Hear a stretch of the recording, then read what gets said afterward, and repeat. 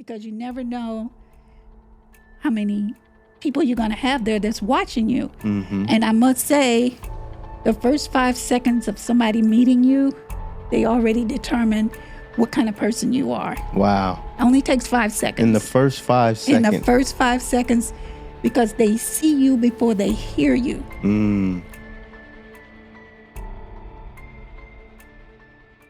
What's up, everybody? It's your boy, StephenMotivate, back again with another exciting episode.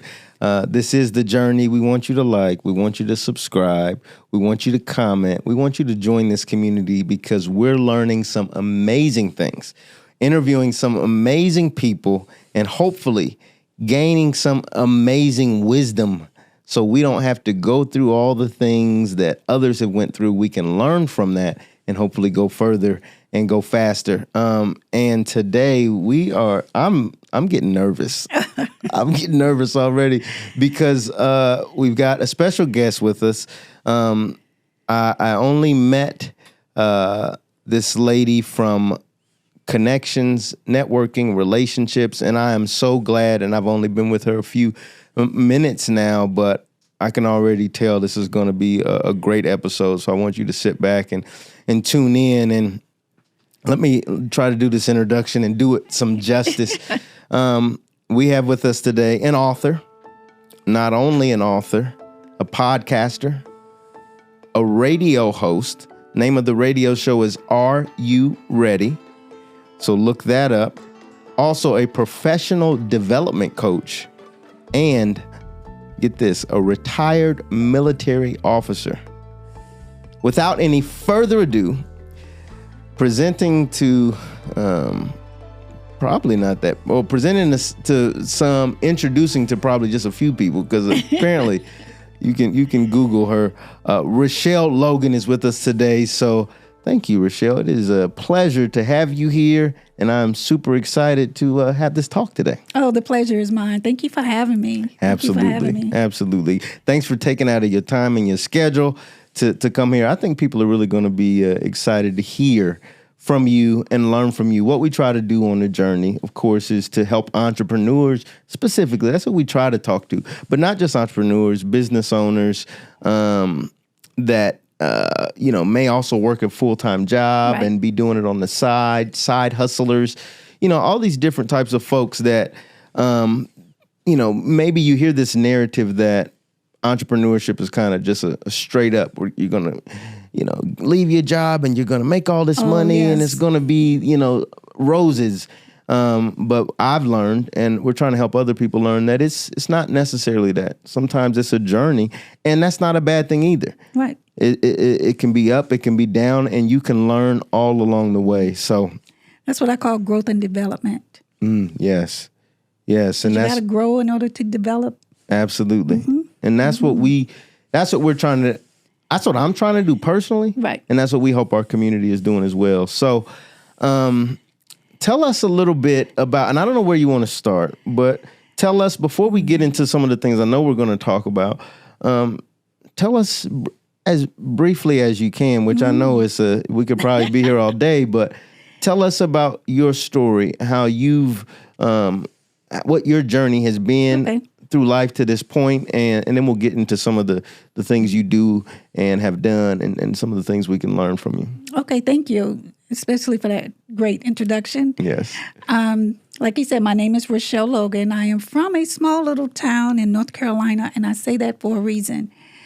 I graduated from college in communication and broadcasting, and from there I joined the Navy. Oh, wow. And I did 20 years in the Navy. Wow. And I was a public affairs officer. Thank you for your service. Oh, you're absolutely welcome. It was my pleasure. Yes. What I did in the Navy, I was a public affairs officer. In layman's terms, a spokesperson. I told the Navy story. That was my job. I had a staff. I had a newspaper while I was in the Navy. So I was the editor in charge. I handled media queries in probably every language that you can imagine. Wow. Because that's what we did. We provided information. I also moved a lot. Yeah. And I did eventually get married, and I had 2 children. But it was hard on them because we had to move. Mm-hmm. And then once I retired from the Navy after 20 years, I was hired as a director to do the same job as a civilian. Oh, wow. So that was an additional 10 years, which meant a second retirement. Well, so what does that look like? Once you've done all your officer work, you can't necessarily be called to war, or what is it? No. Well, if you become a civilian? I became a civilian. Okay. So I literally retired from the Navy. Oh, wow. And after 20 years of service, I was looking for a job. I thought, and I'm thinking, well, I don't know what I want to do because I was just 43 when I retired from the Navy. Yeah. Wow. And I thought, then all of a sudden I started getting offers from everybody because I really wanted to go into television. Okay. I always thought I was going to be like Diane Sawyer or somebody. So Yeah. But then my boss, my admiral, said, hey, we're opening up a new command and we need a public affairs specialist. And I looked at him and said, I have been with you for 6 years. I want to go somewhere else. But, my family was here. My children were still young. So I decided to just stay and do that job. And because I had 20 years, I was able to just do 10 and retire a second time. Wow. So I have 2 retirements under my belt. That's amazing. And I was still in my 50s. Wow. So talk about retiring early. Twice. I enjoyed it. But how I got into what I am doing now is because my background, and I also have a master's from the University of Oklahoma. Oh, wow. A master's in communications. And my daughter was a basketball player. And I was at every game. I was at every practice. I was one of those helicopter moms. Really? Because I played sports. How? And trust me, you wouldn't believe my day would start at 4 a.m. I would drive her 2 hours to her private school, and then I would drive to the Pentagon. Wow. And it wasn't close by. I would spend about 2.5 hours before I even got to work. Wow. Because then I had a young one. But I would always be at her practice, and because I was a media training specialist, I had been trained to do that, I would look at her players and go, some of these young ladies look like they have potential to go on to college and possibly on to the pros. So I talked to the coach. I said, I've been training my daughter all her life. Mm-hmm. Literally, I had a microphone in the car and would stick it in her face on the way home. Tell me about your day. And I would get rid of her ums and ahs. And I said, well, you're going to be ready just in case. But the coach found out and said, Rachelle, how is she talking so well? She speaks very well. I said, because that's what I do. She said, well, would you mind training a couple of the young ladies on the team? I was like, sure. So I had my staff because it's training for them. So we started doing that, and all of a sudden other colleges started hearing about it. And then AAU teams, nationally Nike-sponsored teams would come and say, hey, I have some players that could use your help. Next thing you know, I'm training colleges. Wow. Whole college teams. And that's amazing. I enjoyed it, but at the time I was still working. Yeah, wow. So after I retired, I said, why not? Because I know it's benefiting. Yeah, it's needed. There's a public speaking, on-camera presence. Yeah. I taught them everything that I knew. And I went to churches. I have a training session called Anxiety in the Pulpit. Because everybody thinks they can preach. Yeah. But most of the time it's not preaching. It's teaching. But you want someone to deliver the message to your heart and to your ear, to your ears. So I taught them about delivery. And it made a difference. Wow.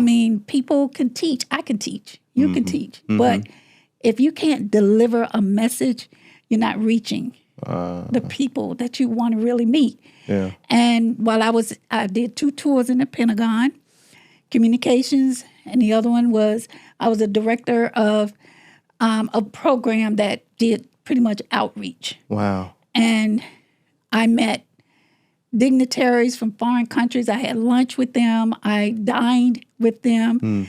And so it was important that I knew protocol because you never know how many people you're going to have there that's watching you. And I must say, the first 5 seconds of somebody meeting you, they already determine what kind of person you are. Wow. It only takes 5 seconds. In the first 5 seconds. In the first 5 seconds, because they see you before they hear you. Okay? That's good. So it's important that you always are prepared. You have to be prepared. And what I do is I prepare people for situations where they're going to go in front of the camera. You have people that, oh my gosh, I'm going to have to do a speech, and I don't know what my tics are. I don't know, if I move my head too much. So I help them. I have helped people do on television type scenarios because they're like, I'm going to die. About 77% of Americans have a fear of public speaking. Yeah. It is that high. Wow. And social media is not helping. It's not. No, it's not. You would think it is because No. everyone's on camera all the time. Put them in front of people. They're talking to a screen. Yeah. And I've seen that happen. I've met people that, they're all over TikTok, didn't know how to properly shake hands, didn't know how to properly introduce themselves. Wow. So it's all a facade, and I wish people wouldn't, look at them as like, wow, they got it going on. No, they don't. Right. In reality, they need training on how to be face-to-face. We've gotten away from the face-to-face. Yeah. We've gotten away from just social skills, period. Yeah. And that's why I do what I do. I have classes that can help people communicate in person, on the telephone. I've spoken to business owners. Yeah. I've spoken to people that have small businesses, but they said, but my staff doesn't have the skills that I wish that they had. They don't come in to work dressed properly, but I don't know how to approach them because they're afraid of, they're going to get called out. So I help them on how to communicate with their employees so that, there's no lawsuit. You put it back on the person that's doing something wrong. That's what you do. You put it back on that person and say, am I following directions? And I'm big on ground rules. Okay. I am big on ground rules up front. Up front. And like I was telling you earlier, I've been on QC Morning Show. Yeah. Just with some of the questions that are just funny to me about social distancing and how we have to help our children. I wrote children's coloring books. And oh, wow. I mean, they help these children so much because it's something that they can keep because there are messages on every page of those coloring books. Wow. And I also have a book that I did with my daughter and it's 4 subjects: communications, social skills, media training, and the other one is just public speaking. So you can look at the book and find all the information that you could possibly need. And I have online classes because, believe it or not, people are embarrassed to come in and take a class because they're like, I don't want you to see me, or hear me saying and see so what I it's don't on know. Class, yeah. But communications is going to be the key because businesses are not going to lower their standards because you decide you want to come in looking any kind of way, right, acting any kind of way. They're not going to lower their standards to fit your, way of doing business. So you need to bring yourself up to the standards of the companies if you want to work there. This is really good. Let me backpedal a little bit. So when you talked about the way you raised your daughter. Yes. And how you were getting the mic in front of her. Yes, and my son. And your son on the way to school. Yes. What are some tips? What are some things that parents? My daughters are 4 and 2, about to be 3. And so every time I drop my daughter off, well, let me be honest, I don't drop my daughter off at daycare that often. Right. Usually my wife does it. My wife is sick this week, so I've been doing it. She's starting to feel better, but I get my daughter to the school, and I notice like she gets a little shy in the room. She wants to hold on to me. She doesn't want to, and I haven't taken the time to really dive into it. She's 4. Is this the appropriate time for me to start addressing this? Yes. Okay. And then secondarily, what are the type things that I need to be doing to put this in her early?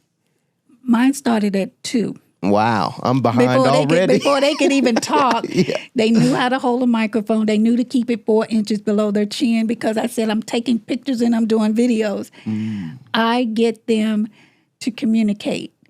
And anybody that comes to my house when they were younger, the sleepovers, my daughter's sleepovers, they had to learn how to set the table. They had to learn how to put dishes away. They had to learn how to stand up and speak in front of a microphone and the mothers are like, can you keep them? Right. Can you have them for a couple months? They thought I was going to have a sleepover every weekend. We had children every single weekend because I'm thinking, what do I do with these children? I didn't know. So I did what I know best, and that was teach them how to make a bed military style where they could drop a quarter on it. Wow. And these children are now in their 30s. Remembering every single thing that I taught them. So to me, the younger they are, the more they will remember. Okay. And you have to repeat it. We sit at the tables, no elbows at the table. Don't chew with food and don't talk with food in your mouth. I'm about to sit up right now. I'm getting nervous. Let me sit up. But and I have gone to restaurants where I couldn't even eat because of the manners. Some people, my husband say, look, just don't look at them. Quit looking at them. But I have actually gone over to parents and say, may I please just show this little girl how to properly cut her meat because the way she's eating, she's going to hurt herself because, you're only supposed to cut 3 pieces at a time. No, I did not know that, actually. No, I'm about to sign up for the class. And mostly the adults that I've taught, they were never taught. So they can't possibly go there and teach their children. Right. And that's where I kick it. I used to do families at a time because some of the children I would teach, they would go home, Mom, why are you doing that? You're supposed to cross your ankles, at your legs. Don't do this. So they'll call me like, I'm going to kill her because she won't let me eat. She won't let me do this. She keeps correcting me. So then I started doing families so that everybody was on the same playing field. And when these children are now grown, they're doing amazing work in interviews. A lot of them, which I didn't try to do, but are going into communications when they get to college because they know how to do things right. So that's interesting. We all have mics now. We all have cameras now. Oh, yes. But we've lost the art of etiquette. But I like what you just said. We've lost this idea that there is a right way. Yes. Just because you have a camera and just because you have a mic and just because you have a dinner table and just because you got a steak doesn't mean there. And so I started to realize when I started working at Lowe's, growing up, the highest echelon of anything for me, kind of me and my friend group was, oh, you got Jordans. Yes. Everybody wanted a pair of Jordans. And that was like the thing to aspire to. And so I would when I got to Lowe's, I started noticing people have, I guess, the different plateaus and levels of, ceiling fans. Yes. There's a high level there's a ceiling fan that's the, cheapo version, and there's a ceiling fan that's like the Jordans of ceiling fans, so to speak. That's what I related it to in my mind. But I say that to say there is something to aspire to in every consumer category, but also in what you're talking in etiquette and how I present myself and how I communicate and how I shake a hand. It's important. I was officially trained at the American School of Protocol in Atlanta, Georgia. That woman has been my dear friend Peggy.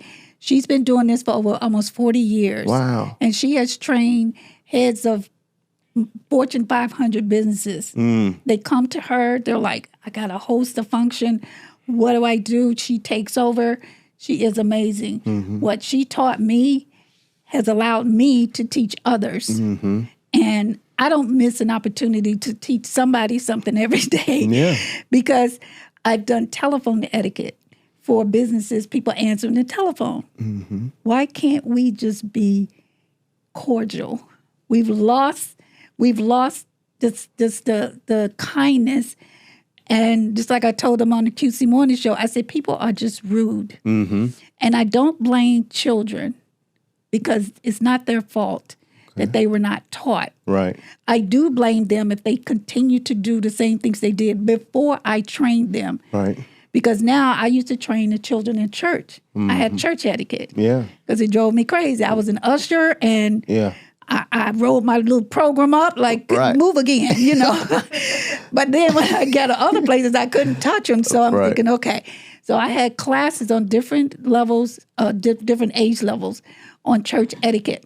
And I kid you not, I would walk into church and I would see them practically standing at attention when I would walk up because they're like, she's going to get us. Yeah. Because I told them, you're in the house of the Lord. If I see one of you even, and I can tell when people are chewing because of the inspections I used to do in the military, I would just look at them and hold my hand, I spit it out, you know, and they were like, turn. But that was from the discipline I learned. Yeah. And I everything I do, I base it on three things: discipline, respect, and self-confidence. Everything that I teach, that is my core to relating to them on their levels. Those three areas of my teaching. Right. But you've been in front of dignitaries, yes, foreign leaders. How important is, etiquette? Is this the way you present yourself, people making a judgment of you in 5 seconds? Yes. How important is that when you're getting in front of folks of this stature, world leaders? Yes, and presidents. I when I was in, Reagan was president. That's how far back it was that I was in the military. Wow. I met each one of them. I had to be in front of each one of them in some way or another. I knew where to stand.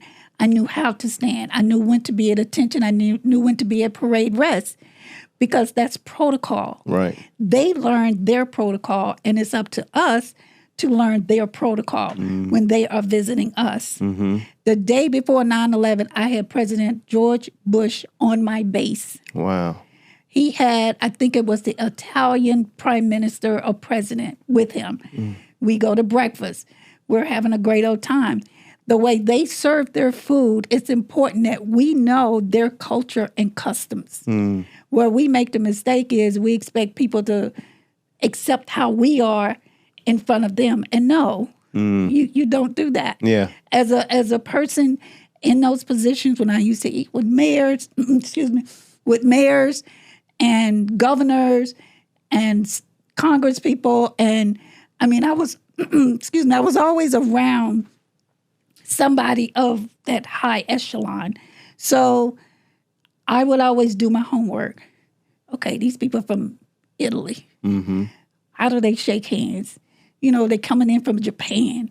When do you bow? Was it a 45 degree, 50 degree, whatever? Yeah. How do because that's what they do to you. Right. Everybody don't shake hands. And you have to know that. So I'm going on a trip this fall to Greece, Italy. It's a church group, and I'm already doing the study of the culture there and their customs, so that when I'm there, I will respect them. And young people now, I've met. Yeah. I've been introduced to them. They don't know how to shake hands. They don't do the eye contact. They're making faces. Yeah. And I tell people, we see you before we hear you. Right. We see your whole demeanor. So critique me right now. You got me already. I know you got me already. They don't know. When I first came in and you were talking to someone else, I saw your finger just tapping on the chair and it almost jumped through the roof. I thought I was... But and to me, I'm doing that to help you. Yeah, and I love it. I mean, I see things before most people, because one thing I tell the people that I work with, I don't look at the person that's speaking. I look at the people that's listening. Because then you can see facial expressions. You can go, okay, I don't understand. Because people always show their feelings on their faces. So you're sitting here talking. Normally, I would be sitting there looking at the other people in the room to say, are they getting it? Are they listening? Because most people sit there, eye to eye with you. Right. But sometimes I just look at the person that's listening, because then you can gauge. Yeah. Are they getting it? Are they receiving it? And it gives you a chance to then give that feedback, tweak it, improve it. Yes. Right. Yes. But you're doing good. You need to sit up a little straighter. But no, tell me, get on me. I need to sit up straighter. And what does that say about me when That's I'm professionalism. when I'm slouching like that? Slouching is not good. It's not good. Just like when you're in an interview. Yeah. Which this is. Sit up. You need to sit up straight. And I tell ladies how to sit with their knees together and their feet crossed at the ankles. Men, don't put your leg across. You know no, that's not good. Okay. Not when you're talking to somebody. No, not even. So I just sit up like this. You sit up straight and you stay straight. And where do I put my hands? Your hands are fine because you may be able to use them Okay. to speak with, as long as you don't take them above your face. Okay. And you have arms on your chair, so that's good. Okay. But you don't want to slouch, especially you don't know who I am. Right. And you're giving off like, oh, this is just going to be some little... No, you don't do that. That's too casual. That's too casual. It's disrespectful. It's disrespectful. Frankly. Absolutely. So sit up. Sit up.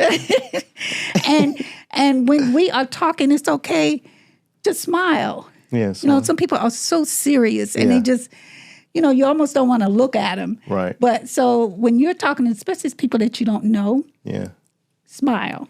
To give them that. Yes, that warmth and that kindness and that reception and, hey, I'm glad you're here. Yeah. Because like I said, I talk to a lot of young people and they frighten me. And they frighten me because what is their future going to be like if they can't look me in the eye and shake my hand and introduce themselves? Like I said, businesses are not going to lower their standards. Right. They are not going to. Talk about that. So when a handshake, what would this look like? Okay. With a lady, I'm a male. Is there any difference between male and female? Absolutely not. Okay. Absolutely not. Your thumb is pointed, fingers are straight. Okay. And you don't do no more than 2 pumps. Okay. You go up and down and then you start to speak. Okay. People shake their hand the whole time somebody's talking and they end up with a migraine or something because it's too much. Yeah. 2 pumps max. Start speaking. Make sure you're not too close to the person. And make sure you're looking at them in the face. When you're shaking their hand. You're shaking their hand. And you want to take a step forward to not get up to them and then start speaking as you're walking towards them. And I have this thing called a right hand protocol where anytime you are out doing an, let's say, networking event, always keep your right hand free. So people don't have the drink in your... Nothing. Yeah, nothing. Because you never know that you... Yes. And that'll alleviate the awkwardness. Like, I'm sorry, hold on, let me wipe my hand off. Right. You don't want to go through that. Oh, I've never been taught that. Okay, so you want to always keep your right hand free and that business card in your right pocket. Okay, so that you can just easily just pull it out. Sometimes it's good to just sit your drink down or food or whatever, and definitely finish that last chew.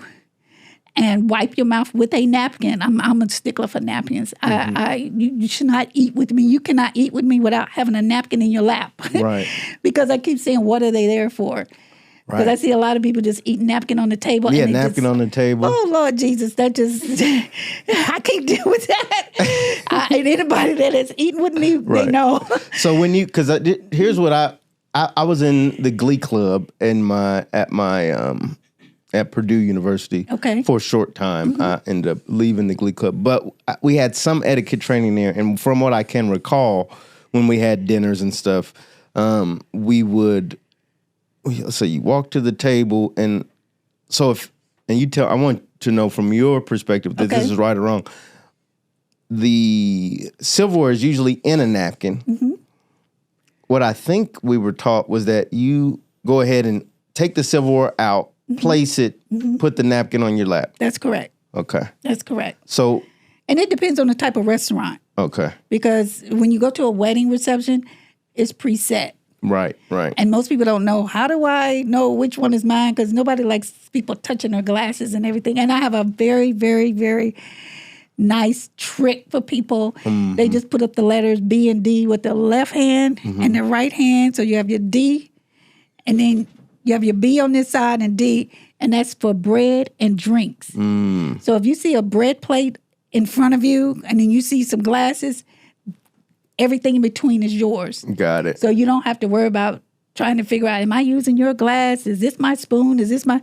Anything in between, that B and D belongs to you. Right. And I have children that goes to restaurants and they'll say, Miss Logan, guess what I did? I found my own plate. And even parents. Yeah. Because I'll tell you a quick story. I was here. I've been here 4 years. And I got a phone call from someone who was whispering on the phone. And I said, what is going on? And he said, I'm at a wedding and I don't know which glass is mine, And I'm like, he said, I don't know. I don't want to grab somebody else because they got there first. So I told him about the B and the D, and we laugh about that to this day because I said, well, where are you? He said, I'm kind of under the table a little because I'm too embarrassed. He was too embarrassed that he didn't know. Right. And that's understandable. That's normal. Yeah. I love formal dining.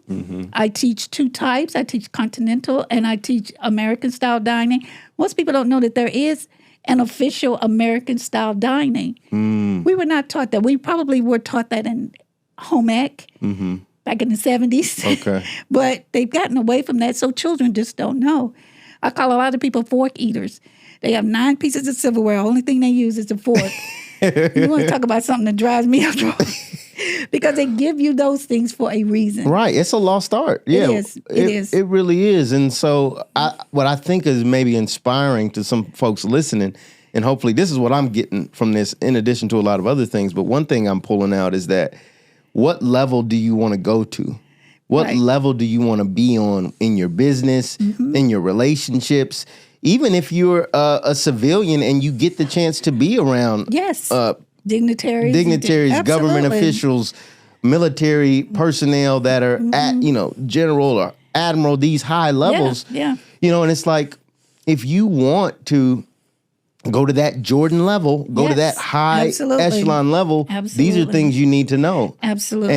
And we shouldn't be so casual about it. And that's probably, and for someone like myself and for a lot of entrepreneurs out there that always want to improve, always want to get better, this is, I think, a huge gap. Yes, it is. It's a lost art. Because it's outside a missing link. What someone told me, they said, this is the missing link. It is. And to me, I wish that were not true, but it is. Yeah. Because I've gone to business meetings and I stop breathing sometimes because people don't understand protocol. You have a president and then you have a worker. They go to the worker first and say, there is a protocol and a level of hierarchy that I think most people should do, even if it's not military officers and admirals and generals. It can be the CEO. Right. He deserves that same level of respect. And I go to companies and I say, okay, this is how this should work. I lived it for 30 years, so I know. Right. And it works. I can tell you the level of respect that I got because I knew. I knew what to do. I knew what to say, when not to say it. I knew how to dress. I knew how to walk up to them, shake their hand, bow, whatever. Right. Because I did my homework.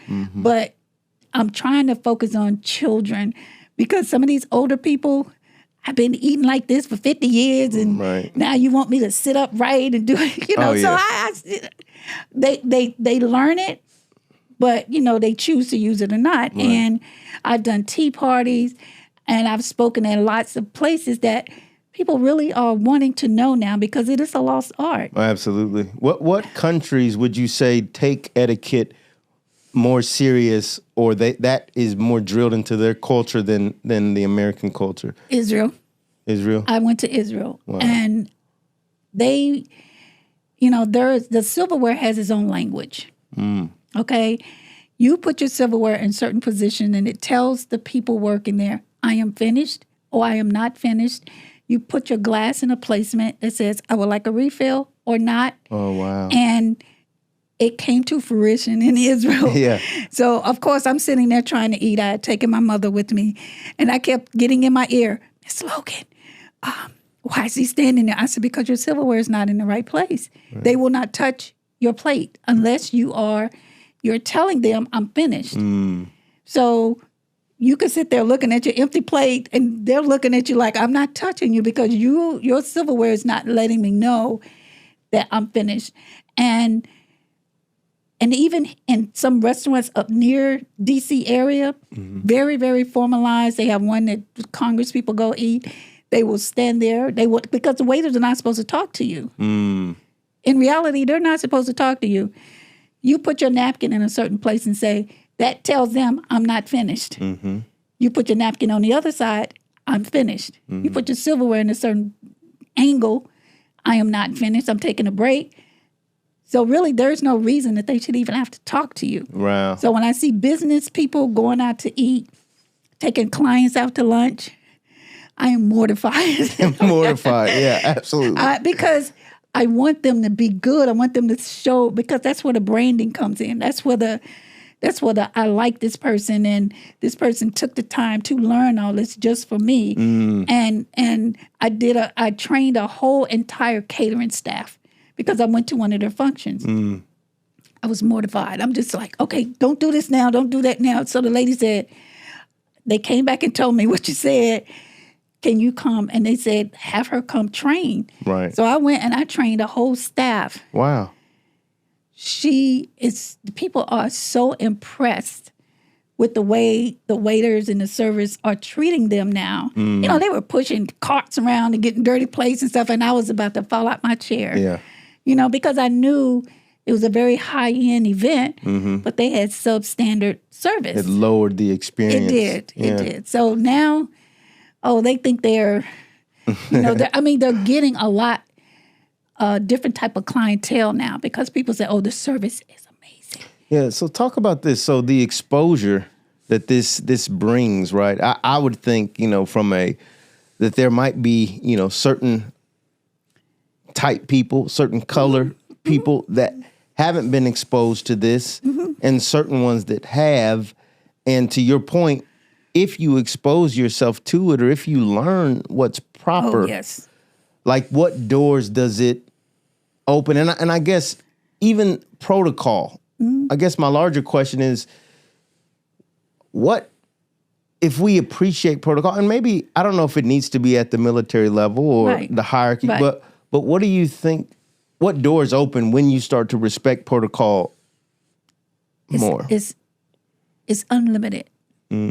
Because when you know to hold, I can't even get the kids to hold a door for the person behind them now. It has gotten that bad. So I won't say snatch literally, but I will remind a young man that if a young lady's behind them, hold the door. Well, I don't know her. Hold the door. And I've gotten these comments. I talked to the young man. If you're on a bus and a young lady gets on an elderly lady, what do? He said, well, what if I get there first? This is the mentality. I'm serious. This is an actual conversation. So to me, I said, man, I should have started younger with this one because he's 10 now.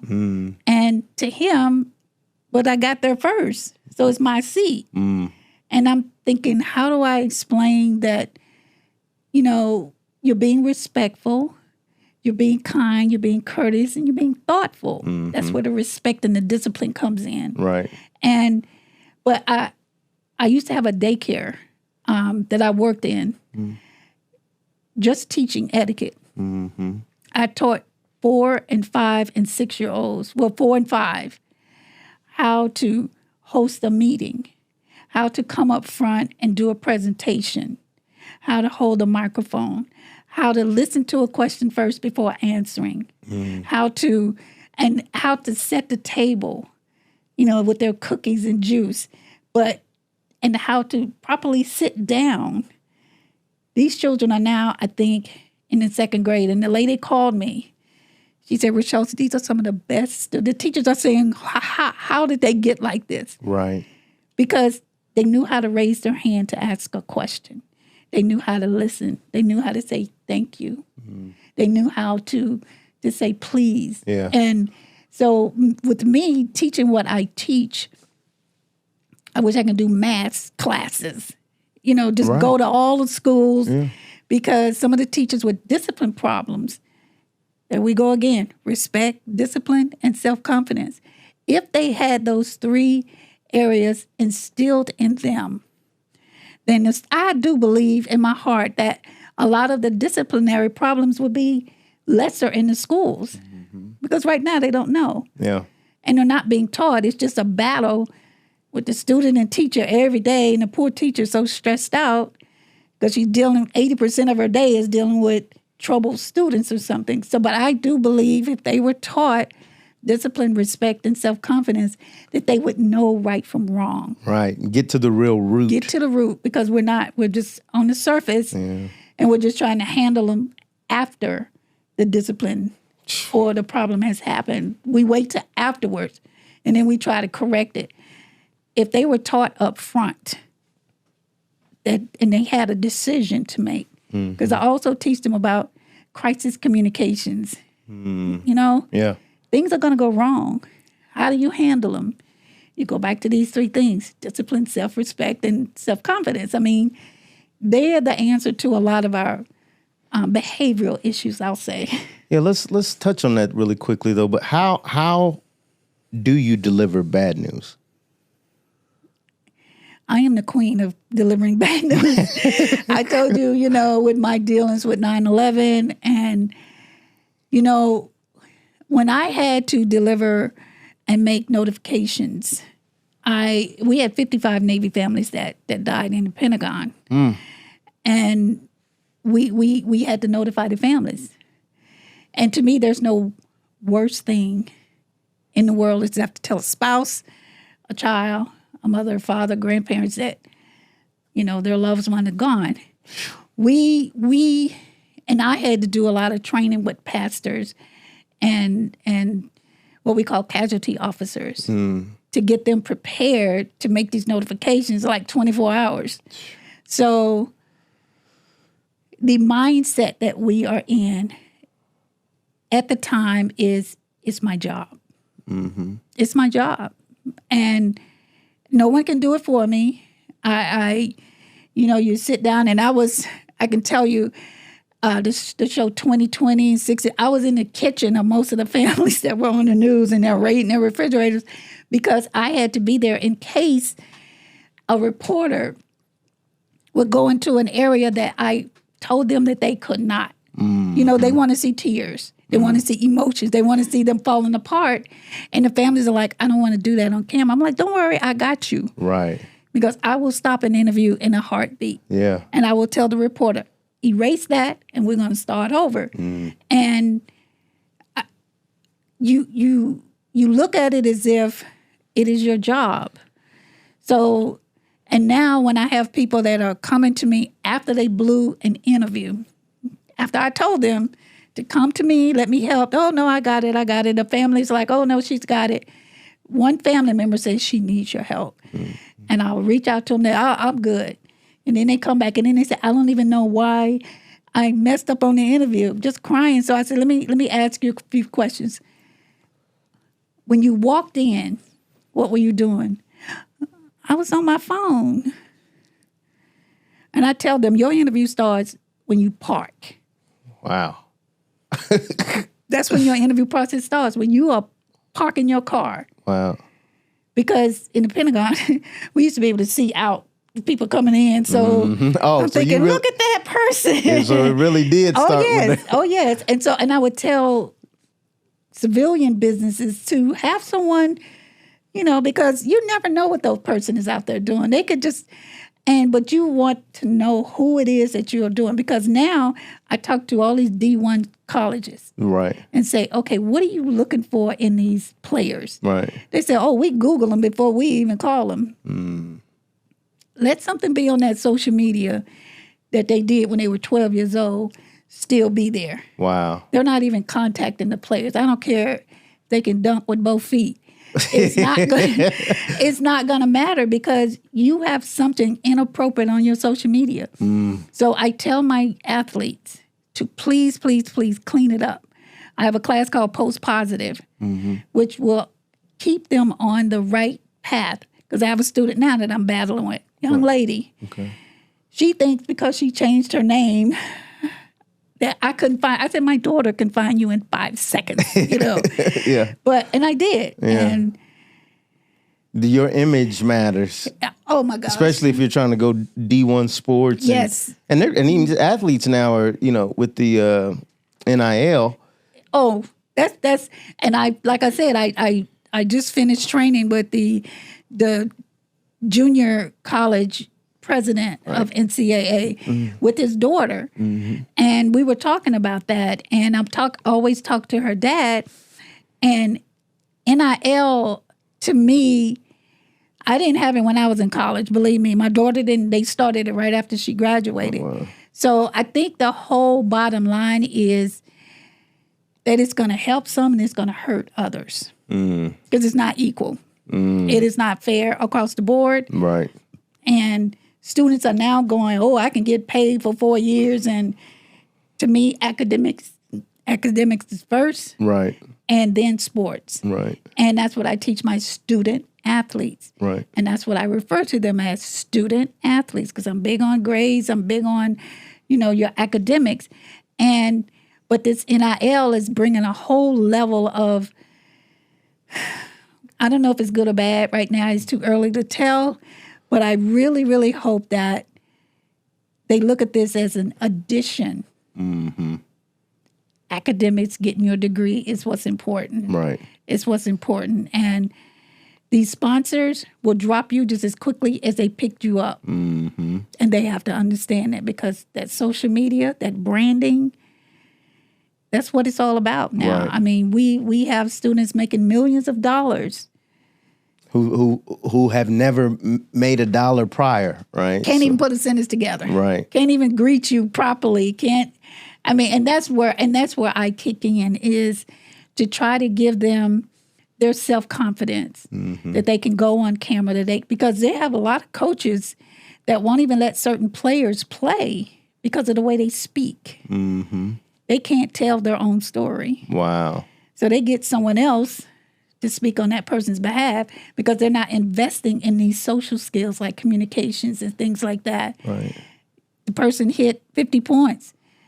But they're like, but we don't like the way he sounds on camera or the way he looks, because he keeps moving and he keeps twitching his eye. And okay, give him training. Don't hide him. Give him training, because there is training out there that can help people with their on-camera appearance. And I do that a lot. I tell people, the reporters are waiting on you. So if you want to go fix your hair, if you want to go wipe the sweat off your face, do it, because they don't have a story without you. Right. So that's what I tell my athletes. Don't be in a hurry. When you get the finger, them telling you, hey, we want to talk to you, tell them to give you a second. And that's what I told my girls to do. My AAU, they were 5th in the country. My daughter's basketball team was 5th in the country. Wow. And I would tell them, look, you can go on camera looking crazy if you want to, but I wouldn't advise it, because but I wouldn't advise it. I was the one doing their hair anyway. So, right. Because I was one of those moms that I was totally involved in my daughter's school. And the coaches just loved it. And they would say, Rachelle, if you could just train this one, I know she's going to do well. Jonquel Jones, who's on the New York Liberty right now, WNBA Player of the Year and all this and that. I had her like around in the 10th grade. Wow. And hated the camera. I had a lot of them that just, didn't want to be in front of the camera. But when I finished with them, it's necessary. She's got endorsements like crazy. Yeah. She is in commercials. She's in everything. So that's awesome. I mean, I know it works. Yeah. I'm never going to teach anything that I know is going to harm. Everything that I teach, I can almost 100% guarantee that it's going to help you. That's amazing.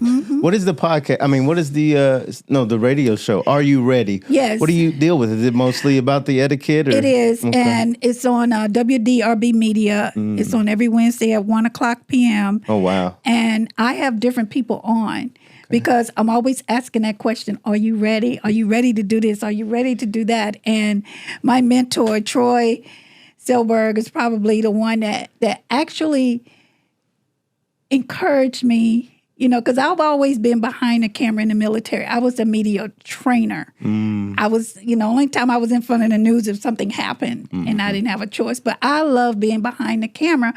But Troy, helped me find what my passion was. And he literally got me out of that shell. And I'm loving it because you've been behind the military gate for that long. You're coming outside. It's like, okay, these people, I'm dealing with people I'm not normally dealing with. And with Are You Ready? Like I said, the name came from my daughter. And she said, well, Mom, what do you ask me before every game? And I'm like, you have your socks, then she said, no, you always ask me, are you ready? So that's where the name came from. And it was, are you ready? Media training, etiquette and media training. So that's the thing that I use when I teach. And for the podcast or the radio show, I have different people on that have struggled in life, but they made it. Mm-hmm. And a lot of them have nonprofits. A lot of them have stories to tell. Yes. I told the Navy story for 30 years. So now I'm allowing other people to come on and tell their story because everybody has a story. Everybody has a story to tell. Yeah. We had Spike Lee do some commercials for us for Navy recruiting, and he had a commercial that he did with us. If you would write a book, would anybody read it? And we would sit there and go, well, I don't know, but because some people are so, into themselves that they're like, no, there's no way. Yes, they would. Yeah. Because the journeys that everybody has taken is so different than every person. And you just go, wow.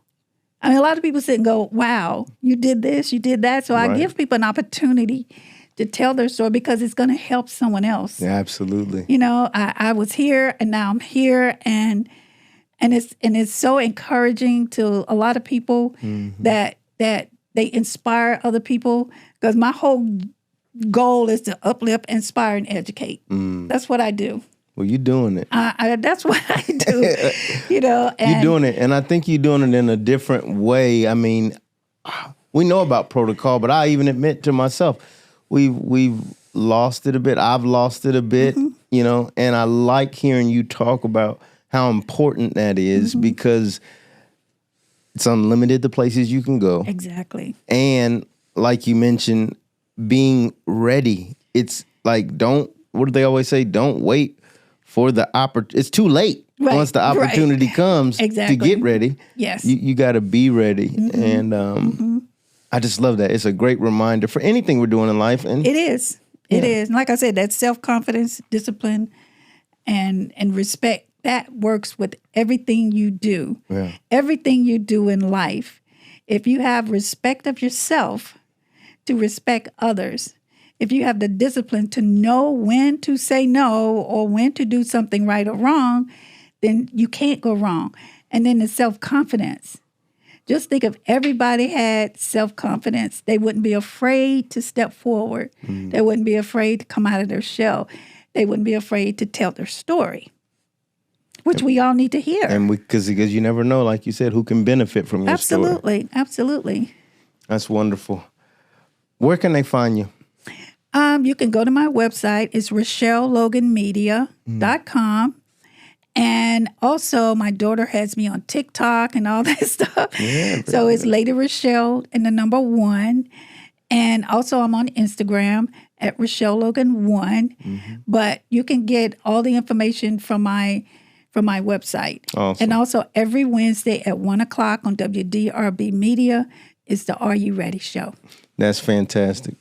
Well, it's been a pleasure having you. Thank you. And I want to talk to the audience to just, man, it's so good. Just grasp, especially I know some of the people that listen to me, like, are we really respecting etiquette? Are there areas where you could improve? I know there are several areas that I could improve. I'm going to sit up again now. Sit up straight. I got to get some new chairs because these chairs is not. They're very comfortable and they make you want to. They make you want to relax a little bit. Don't do it. Yeah. Keep it tight. And it's funny because, growing up in church, which many of us have. Oh, yes. You know that the usher don't want you chewing gum. I was an usher, so I. But you kind of discount it a bit. It's like, oh, what do they know? But when you think about it, the way you explain it, the way you break it down, it's like, yeah, but what level do you want to go to? Exactly. What level do you want to live on? And do you want to just do the bare minimum, or do you want to be the best? Do you want to be around the best? Do you want to respect yourself and others, learning about people? And their differences. But I love what you said. Say it again. The 5, and people have already, what did you say, sized you up? They've already... 5 seconds. It takes 5 seconds because they see you before they hear you. They see you before they hear you. They see you before they hear you. Well, thanks again for being on the show. My pleasure. Yes, we would love to have you back. And we're definitely going to dig into, I might need to take some of these classes seriously. And a team. Everyone. I would love to. Yeah, that would be great. Just so we could know, because we don't know the doors that is going to open for us. You never know who's going to walk in your front door either. Absolutely. You got to have the proper protocol to greet them. Right. And absolutely. If the president walks in here, I want to be ready. All right, y'all. Look, they see you before they hear you. They see you before they hear you. Yes. So how are we presenting ourselves to the world? For all our entrepreneurs out there, it can help our journey, help us on our journey. All right. As always, it's your boy, StephenMotivate. Thanks again. You're welcome. My pleasure. Stay motivated. Peace.